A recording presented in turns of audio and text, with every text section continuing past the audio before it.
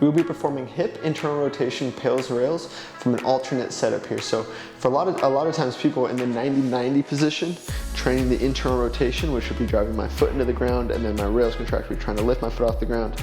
It can be very challenging for a lot of people to create either tension here, they get discomfort in the knee, or they get discomfort in the hip, because this requires a lot of what's called hip abduction. So that would be me trying to lift this hip off of the ground. A lot of people do not have the requisite abduction, so it makes the internal rotation a lot harder to train. So this setup is really going to allow us to get the most out of our hip internal rotation without having to worry about the abduction angle and without having to worry about our spine angle. So we'll be laying on the floor with a foam roller between the knees. You could use a yoga block, you could use a pillow, you could use a large book, really anything that you have to squeeze between the knees.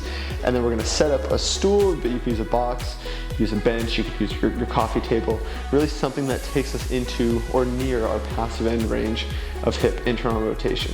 So if you have something that's kind of high enough but not quite high enough, you can set up your table, and then you could throw an AirX pad, you could throw another yoga block slightly higher just to take you higher up into that end range. So to set the position up, we're just gonna be laying on our side. You're gonna have your knees at 90 with your feet roughly right into the box or the bench that you're using, because then you're gonna squeeze here, and then we're gonna elevate this foot onto the surface that we're training with. So I'd be in this position here, foot elevated, squeezing the block, squeezing a yoga block or a foam roller, whatever I'm using. I have a good 90-degree, roughly 90-degree angle of my hips, roughly 90-degree angle of my knees. From there, I'm just gonna make sure my torso is straight ahead, and then I'm just gonna take a breath in, create a full body contraction, and then my PAILs contraction would be pressing my foot down into the box or the bench that I'm using.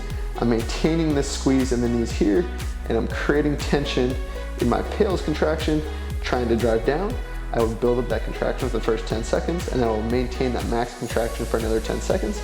My rails contraction, making sure my spine doesn't move, make sure nothing else moves, press the knees in more, and now try to lift my foot away from my box, my bench, whatever I'm using. If you're able to get the tension here and then just drive up, barely get that foot off of the surface. If you don't get it off, that's okay, as long as the contraction is coming from that regressive tissue. You would hold max effort 15 seconds, and then you can relax into that stretch. Relax there for about 30 seconds, and then repeat for 1 to 2 more rounds. So PAILs, drive down, build the contraction for 10, max effort 10.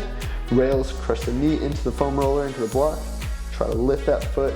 You want to be able to get it just high enough, maybe barely off. If you're getting it way up here, that means you either shifted your body to give yourself more range, or that you just need to use a slightly higher object to lift off from. So that is an alternate setup for hip internal rotation PAILs rails using a foam roller, some blocks, and a stool or a bench or a box.